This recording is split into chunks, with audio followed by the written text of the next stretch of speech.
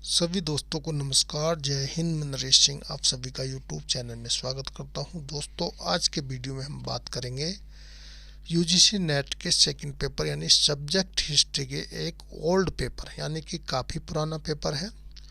और इसमें जो है ये उस समय का थर्ड पेपर यानी कि जिसमें 75 क्वेश्चन पूछे जाते थे वह होगा।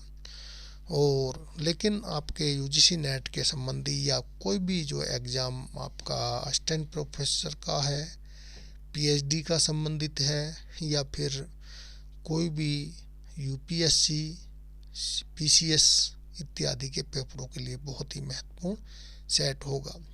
दोस्तों, मैं जो भी पिछले यूजीसी नेट के जो पेपर्स हैं पिछले 15 साल से लेके 15 साल से शुरू किया हूँ, और उसके आधे आधे यानी कि एक साथ जैसे 75 क्वेश्चन है तो उसमें से 35 या 32 क्वेश्चन एक वीडियो में, नेक्स्ट वीडियो में दूसरी में बना के पूरा कर रहे हैं। तो दोस्तों, आज के वीडियो में भी 34 क्वेश्चन होंगे। इसमें से जो भी क्वेश्चन हैं बड़े ही महत्वपूर्ण हैं। आप इनको देख के आपको एक आइडिया लगेगा कि किस तरह के क्वेश्चन आते हैं और कई जानकारी भी प्राप्त होंगी। तो चलते हैं दोस्तों सीधा प्रश्न नंबर 1। अकबर की मनसबदारी व्यवस्था के बारे में अधोलिखित में से कौन से कथन सही नहीं है? तो यहाँ पर कुछ कथन दिए हैं। एक पे है मनसबदारी केवल सेनाधिकारी होते थे। दूसरा है मनसबदारों की संख्या 33 थी। तीसरा है मनसब आनुवंशिक आधार पर प्रदान की जाते थे। और चौथा है सभी नागरिक एवं सैन्य अधिकारी मनसबदार कहे जाते थे। और पांचवा है जात और सवार में मनसबदार की श्रेणी निर्धारित की जाती थी। तो दोस्तों, इसमें जो है पूछा गया है सही नहीं है। तो अगर हम पहले बात करें, मनसबदार केवल सेनाधिकारी थे, ऐसा नहीं है। मनसब जो है, जो दूसरे क्षेत्र के कुछ जो छोटे मोटे राजा थे उनको भी मनसबदारी दी जाती थी। तो इसमें एक गलत हो जाएगा। और इसमें दूसरा सही है, 33 श्रेणियाँ बिल्कुल सही है। वंशावलिक आधार पर प्रदान किया जाता था, यह भी इसमें सही है। और चौथा नागरिक सैनिक भी थे और नागरिक भी, ये भी सही है। पांचवा जात और सवार जो है यह अकबर के समय नहीं था, बल्कि जात और सवार का जो है जागीर ने शुरुआत की थी। तो इसमें यह भी गलत हो जाएगा, यानी कि सी ऑप्शन इसका राइट आंसर होगा। अकबर के काल में मनसबदारों की जो 33 श्रेणियाँ थी, और जो इसमें दिया गया है जो जात और सवार का, ये संबंधित भी अकबर के समय से नहीं था। प्रश्न नंबर 2। बीजापुर के सुल्तान से गोवा को छीनने वाला प्रथम यूरोपीय कौन था? ए दिया है अल बुर्क, बी दिया है ऑस्टियन, सी दिया है जेमलिक कैरेरी, और डी दिया है वास्को डी गामा। तो दूसरा जो दोस्तों ए ऑप्शन इसमें सही है, क्योंकि बीजापुर का जो सुल्तान था जिसका नाम था आदिल शाह, और उन्हों से जो है गोवा को छीनने वाला प्रथम यूरोपीय अल्फांसो डी, पूरा नाम जो है अल्फांसो डी अल्बुर्क था। और नवंबर 1510 में बीजापुर को जो है बीजापुर को पहले परास्त किया, और बीजापुर को परास्त करने के बाद जो है गोवा पर अधिकार कर लिया था। प्रश्न नंबर 3 है, भारत में प्रथम फ्रांसीसी कंपनी किसने स्थापित की थी? तो प्रश्न नंबर इसमें 3 में ऑप्शन है कोलवर्ट्स, बी डुमास, सी डुप्ले, और डी है स्वाल्डर्स। तो दोस्तों, सबसे पहले इसमें ए ऑप्शन सही है, कोलवर्ट, यानी कि जो कोलवर्ट था 1664 ईस्वी में प्रथम फ्रांसीसी कंपनी जिसका नाम था कंपनी द इंद्र ओरिएंट की स्थापना कोलवर्ट्स के द्वारा की गई थी, या उसके अनुरोध पे कह सकते हैं की गई थी। इस कंपनी का प्रमुख कार्य भारत समेत अनेक देशों में जो पूर्वी देश हैं उनके साथ व्यापार को बढ़ावा देना था। प्रश्न नंबर 4 है, कोरामंडल बंदरगाह से डचों द्वारा निर्यात की प्रमुख वस्तु कौन सी थी? ए है वस्त्र, बी है नील, सी है मसाले और डी है सोरा। तो दोस्तों 4 नंबर जो क्वेश्चन है, अगर इसमें देखा जाए तो डी ऑप्शन बिल्कुल सही है। मसाले का उनका मेन व्यापार था, क्योंकि डच जो है कोरामंडल के बंदरगाह से मसालों का निर्यात करते थे। मसालों के जो है व्यापार पे डचों का एक अधिकार था और वह उस पर अपना वर्चस्व भी बनाए रखना चाहते थे। डच ईस्ट इंडिया कंपनी की स्थापना अगर देखा जाए तो 1602 ईस्वी में हुई थी और डच ईस्ट इंडिया कंपनी की रुचि भारत में अधिक इंडोनेशियाई मसालों का जो है अधिक से अधिक व्यापार करना था। साथ साथ ही जो है जो कुछ ऐसे द्वीप थे जो इंडोनेशिया के अंदर थे, उन पर भी अपना कब्जा करना चाहते थे। प्रश्न नंबर 5 है, मुगल भारत में अंग्रेजी व्यापार की सर्वाधिक महत्वपूर्ण वस्तु क्या थी? यानी कि जिस समय मुगलों का राज भारत में चल रहा था, उस समय जो अंग्रेज जो व्यापार भारत में करना चाहते थे, उनकी सबसे पसंदीदा वस्तु कौन सी थी? ए सूती वस्त्र, बी नील, सी अफीम, डी चाय। तो दोस्तों उस समय जो है मुगलों के काल में अंग्रेजों के जो व्यापार की प्रमुख वस्तु थी वह थी सूती वस्त्र, क्योंकि सूती वस्त्र उस समय जो है हाथ से बनाए जाते थे और उनका जो है यूरोप में काफ़ी डिमांड थी। यानी कि हाथ से बने होने के कारण भी उनमें काफ़ी मुलायम वस्त्र बनाए जाते थे। प्रश्न नंबर 6 है, शिवाजी ने मुगलों को अपना 3/4 राज्य किस संधि में दे दिया था? तो दोस्तों शिवाजी को जो है अपना 3/4 राज्य देना पड़ा था, एक संधि हुई थी, तो वो कौन सी संधि थी? ए है जिजी की, बी है पुरंदर की, सी है पूना की, डी है चाकन की। तो दोस्तों इसके बारे में आपको पता ही होगा, क्योंकि शिवाजी का जो है मुगलों से एक संधि करनी पड़ी थी। मुगलों से नहीं, खासकर वह मुगलों के एक सेनापति थे जिनका नाम था जय सिंह। जय सिंह ने जो है पुरंदर की संधि की थी, किससे? शिवाजी से, और 1665 ईस्वी में वह संधि हुई थी। उस संधि में क्या हुआ था, अपना 3/4 राज्य जो है मुगलों को देना पड़ा था और मुगलों ने 23 किलो और जो 23 किले थे और 4 लाख वार्षिक अदायगी की भूमि भी हासिल कर ली थी, यानी कि जय सिंह ने। प्रश्न नंबर 7 है, शिवाजी के अंतर्गत परराष्ट्र मामलों का मंत्री क्या कहलाता था? परराष्ट्र का मतलब यहाँ पर ये दोस्तों विदेश मंत्री, जो आज के विदेश मंत्री होते हैं। ए प्रधान, बी अमात्य, सी मंत्री, डी सुमंत। तो दोस्तों इसमें जो डी ऑप्शन बिल्कुल सही है,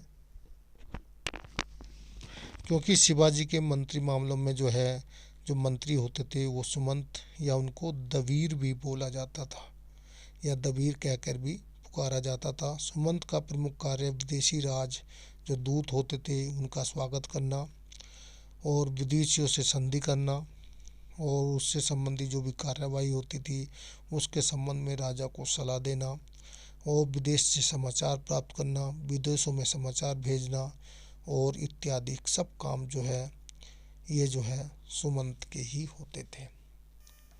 अब प्रश्न नंबर चलते हैं 8 पे। 8 में दिया है, शिवाजी की घुड़सवार सेना में सबसे नीचे की श्रेणी का अधिकारी कौन था? ए हवलदार, बी हजारी, सी जुमलादार, डी नायक।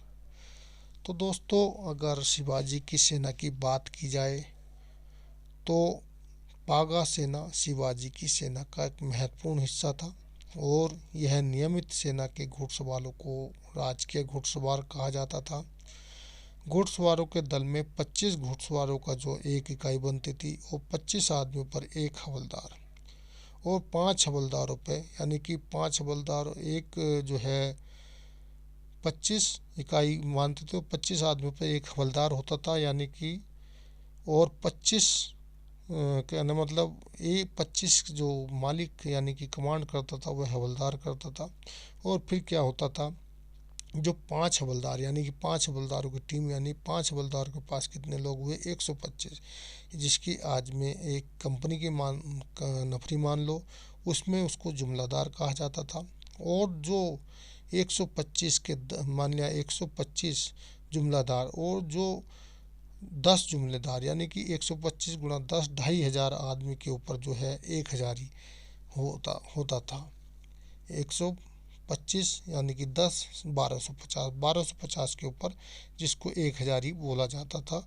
और हजारी से ऊंचे पद पंचहजारी, सरे नौबत और सेना सबसे ऊपर सेनापति हुआ करते थे। तो दोस्तों इसमें जो है ऑप्शन ए बिल्कुल सही है। प्रश्न नंबर 9 है, शिवाजी की राजव्यवस्था के संबंध में निम्नलिखित में से कौन सा कथन सही नहीं है। दोस्तों नेट के एग्जाम में क्वेश्चन को पूरा पढ़ना है, क्योंकि कई बार क्वेश्चन पूरा दिया जाता है लास्ट में नहीं है लिखा जाता है, तो वह भी आपको क्वेश्चन रॉन्ग करा सकता है। तो इसमें कांटी से राज्य की पूरी भूमि की नाप ली जाती थी। बी है, उपज का 30% राज्य का राजस्व था। सी है, कृषि पैदावार या नगद रूप में राजस्व चुका सकता था, पैदा के रूप में भी और नगद में भी। डी है, जमींदार को अपने हलकों में राजस्व वसूलने की अनुमति थी। तो 9वां जो है डी इसमें सही नहीं है, क्योंकि जमींदार को अपने हलकों में राजस्व वसूलने की अनुमति थी। यह गलत है, क्योंकि शिवाजी ने जो है भू राजस्व वसूली को हजारेदारी यह एक व्यवस्था बना रखी थी। सॉरी, हजारे नहीं इजारे, उसको बोलने में गलत हो गया।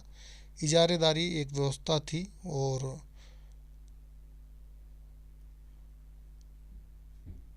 उसमें जो है उस व्यवस्था में ही कुछ ऐसे सरकारी अफसरों को नियुक्त किया गया था जो कि वहाँ पर जाके सीधे जो भी किसान होते थे जिनको रैयत बोला जाता था उनसे वह जो अधिकारी 33% का राजस्व वसूल कर लेते थे। प्रश्न नंबर 10 है, निम्नलिखित कथनों पर विचार कीजिए। कथन दिया है, टीपू सुल्तान ने सेरिंगपन में स्वतंत्रता का वृक्ष का रोपण किया था। तर्क है, टीपू सुल्तान के मस्तिष्क पर फ्रांसीसी क्रांति के सिद्धांतों की गहरी छाप छोड़ी थी। तो 10 का दोस्तों दोनों सही हैं, व्याख्या भी सही है, तो ये ऑप्शन सही हो जाएगा। प्रश्न नंबर 11 पे चलते हैं। अहमद शाह ने 1748 में सफदरजंग को किस पद पर नियुक्त किया था। अवध का सूबेदार, मीर बख्शी, सी साम्राज्य का वजीर, डी सूबा बिहार का दीवान। तो इसके बारे में कई बार आया है। अहमद शाह ने जो है सफदरजंग को किस, तो 11 का जो है सी है। अहमद शाह ने जो है 1748 में सफदरजंग को जो है साम्राज्य का वजीर नियुक्त किया था। प्रश्न नंबर 12 है, 18वीं शताब्दी में बंगाल के निम्नलिखित किस नाजिम ने मुगल दरबार को दी जाने वाली कर की राशि घटा दी। तो बंगाल में जो भी कहना मतलब वहाँ पर बंगाल के नाजिम हुए हैं उनमें से एक थे मुर्शीद कुली खां, दूसरे सरफराज खां, तीसरे अलीवर्दी खां और डी सिराजुद्दौला, फिरोज तुगलक नहीं गलती। तो सिराजुद्दौला इसमें से कौन से 12 का जो है बी ऑप्शन सही है, सरफराज खां ने कम कर दी थी। प्रश्न नंबर 13 है, निम्नलिखित में से किसने ईस्ट इंडिया कंपनी को दीवानी प्रदान की थी। फर्रुखसियार ने, बी शाह आलम ने, सी शाह आलम द्वितीय ने, डी जो है सिराजुद्दौला ने। तो 13 का जो है दोस्तों इसमें सी ऑप्शन शाह आलम द्वितीय ने। प्रश्न नंबर 14 है, निम्नलिखित व्यापारिक जो शक्तियों में से 1717 ईस्वी में चुंगी अदा करने को छोड़ दी थी, किसको दी थी, डचों को दी थी, अंग्रेजों को, फ्रांसीसी को, पुर्तगाली को। तो अंग्रेजों को यह दी गई थी। प्रश्न नंबर 15 है, निम्न में से किस दरबारी गुट ने 1719 ईस्वी में फर्रुखसियार के अंत के बाद सैयद भाइयों को शक्ति को नष्ट, यानी कि जो मुगल के दरबार में औरंगजेब की मृत्यु के बाद एक सैयद बंधु यानी कि दो भाई थे, उनका गुट बहुत शक्तिशाली हो गया था, यानी कि सम्राट मेकर के रूप में उनको जाने जाना लगा था। लेकिन उनकी शक्ति का अंत किसने किया?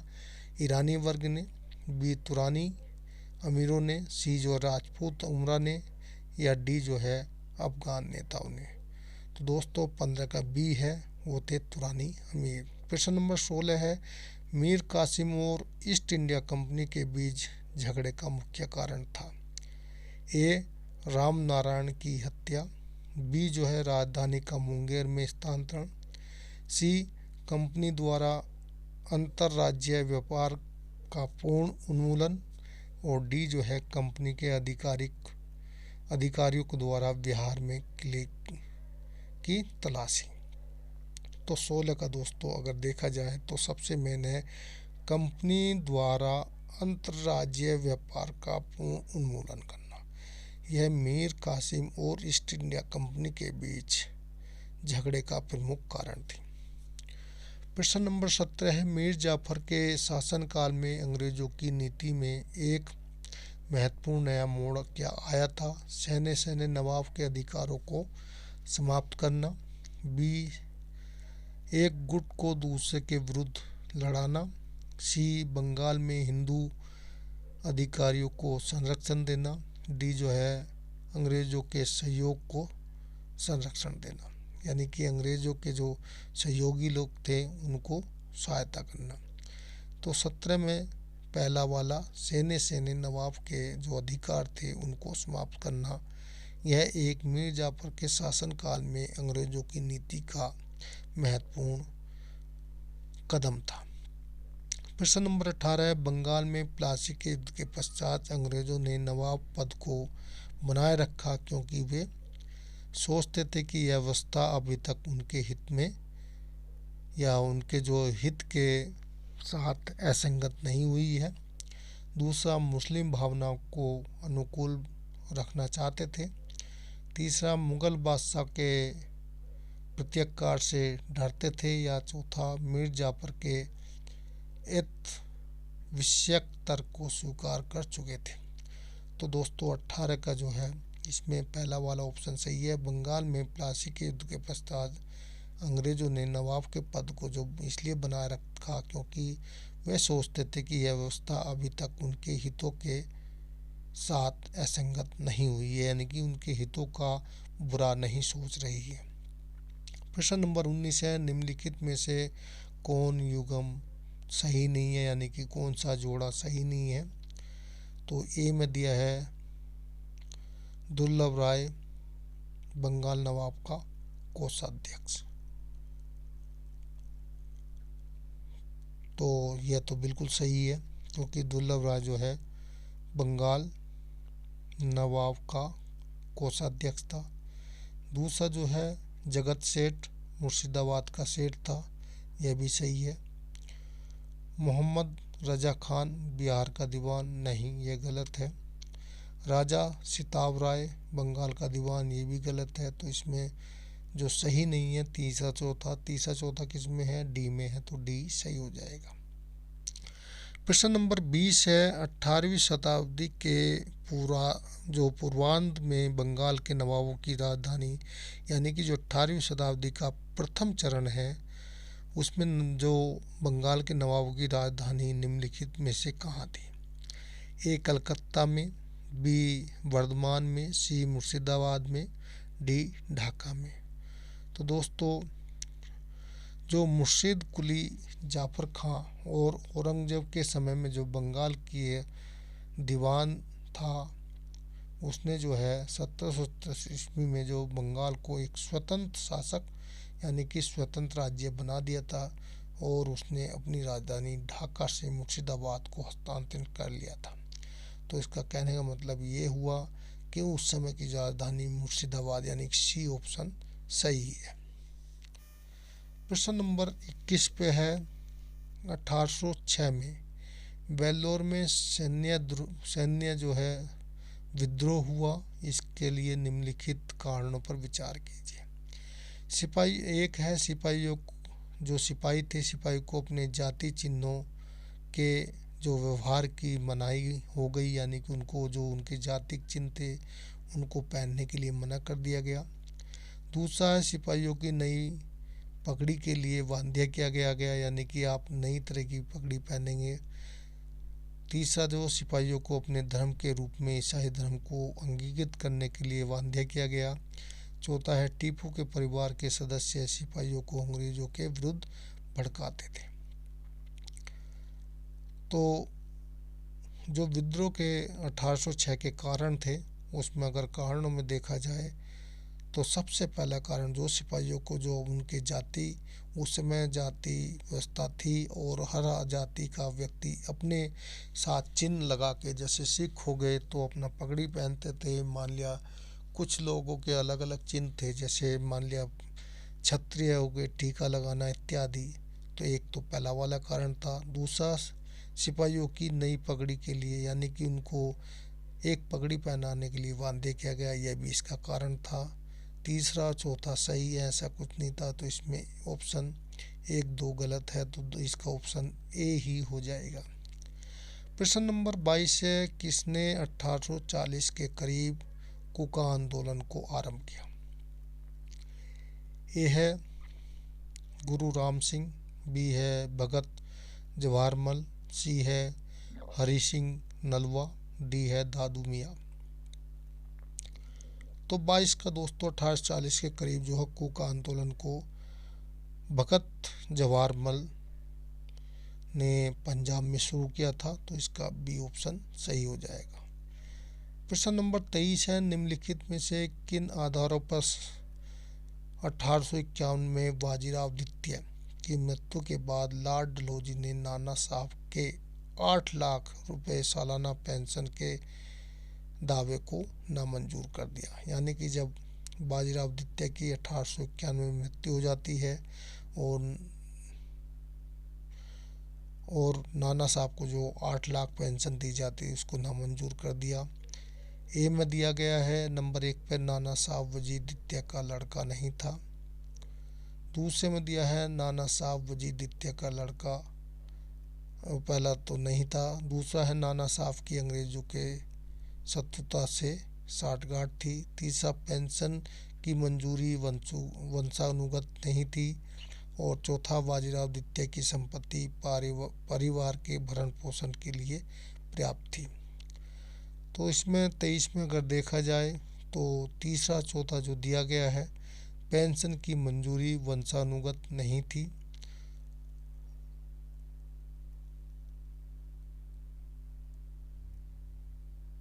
दोस्तों ये जो मैंने अभी बताया था कि बाजीराव द्वितीय की मृत्यु तो 1800 कुछ में ही 1818 के आसपास हो गई थी। उसके बाद ये 1891 में पेंशन बंद की गई थी। तो यहाँ पर थोड़ा सा आप कंफर्म वो कर लेना। तो इसमें ऑप्शन आपको मैं बता ही दिया हूँ। तो इसका जो है सी ऑप्शन, यानी कि 3-4 कारण थे। प्रश्न नंबर 24 है, संथाल विद्रोह जो 1853 से 57 में कहाँ पे हुआ था?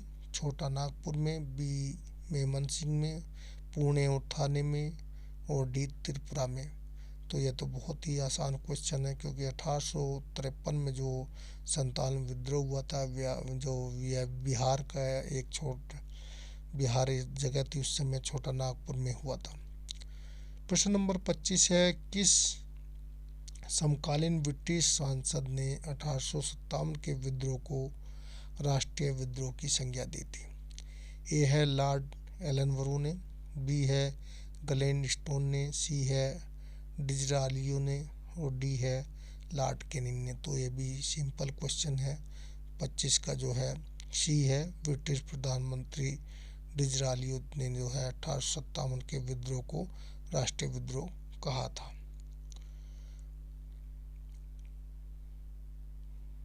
प्रश्न नंबर 26 है, 1857 में अंग्रेजों के विरुद्ध जिहाद का प्रचार किसने किया था?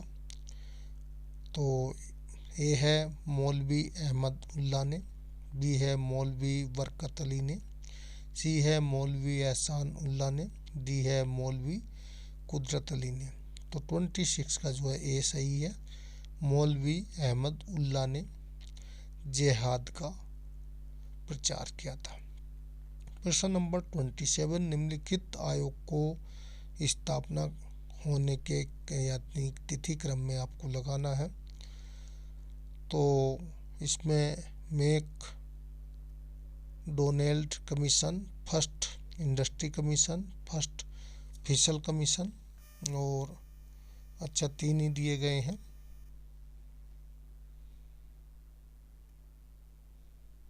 तो सबसे पहले जो है फर्स्ट इंडस्ट्रियल कमीशन 1881 में, जिसको फैक्ट्री एक्ट भी बोला जाता है।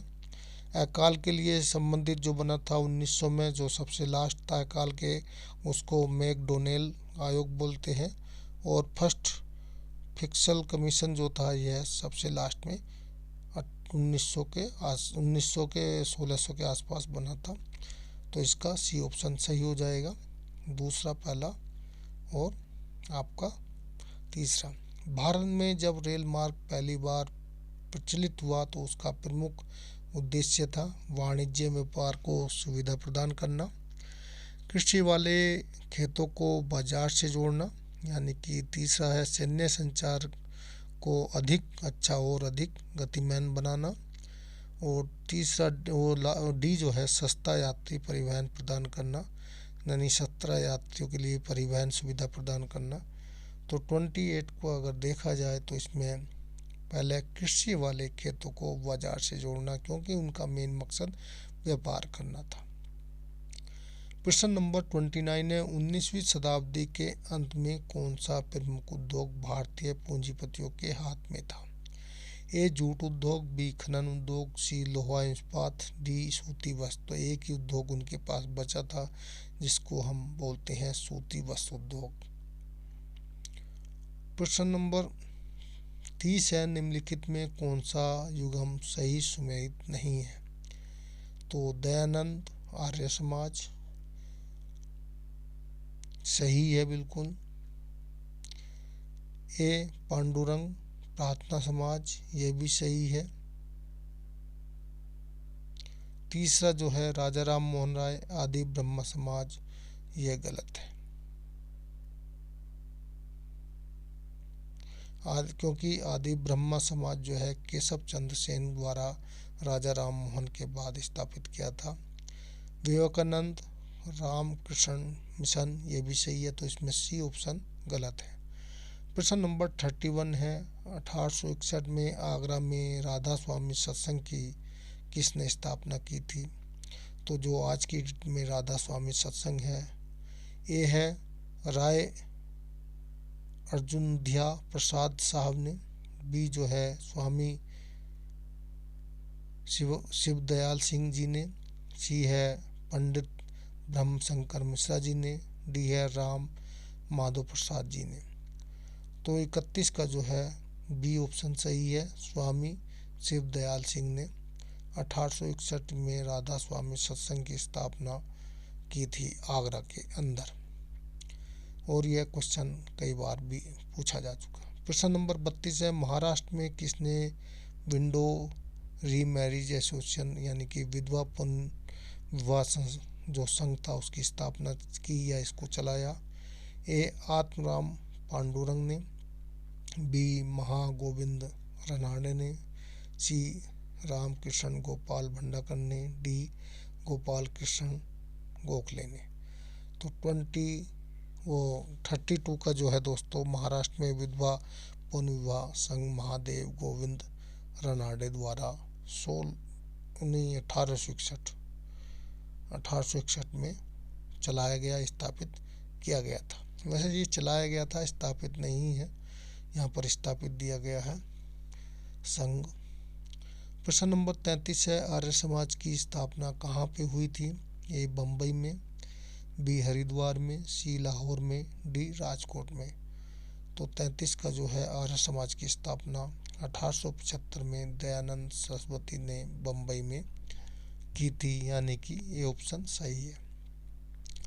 आज के प्रश्न जो है हम यहाँ पे समाप्त करेंगे। लास्ट 34, 1906 ईस्वी में बम्बई में प्रथम भारतीय महिला विश्वविद्यालय की स्थापना के पीछे किस महान शक्ति का जो है हाथ था, या महान शक्ति कौन थे? ए दादा भाई Naoroji, B D K Kave, C S S Bengali, D B M Malabari. तो 34 का देखा जाए तो 1906 में बम्बई में प्रथम महिला जो भारतीय है विश्वविद्यालय की स्थापना में डी के कार्वे जो है कावे उन्हों का हाथ था, या कि जो महान शक्ति थे। बी ऑप्शन सही है। दोस्तों आज के वीडियो में 34 ही, नेक्स्ट वीडियो में बचे हुए क्वेश्चन करेंगे। साथ ही दोस्तों इसका पीडीएफ आप पढ़ना चाहते हैं तो वेबसाइट पे ldcnetexam.com पे जाके विजिट कर सकते हैं। व्हाट्सअप नंबर 8825072295, इस पे मैसेज कर सकते हैं। वीडियो अच्छा लगा तो वीडियो को लाइक कर दें, दोस्तों को शेयर कर दें। चैनल को अभी तक सब्सक्राइब नहीं किया तो प्लीज़ सब्सक्राइब कर लें और साथ में लगी बेल आइकन को भी दबा लें। वीडियो देखने के लिए थैंक यू, धन्यवाद।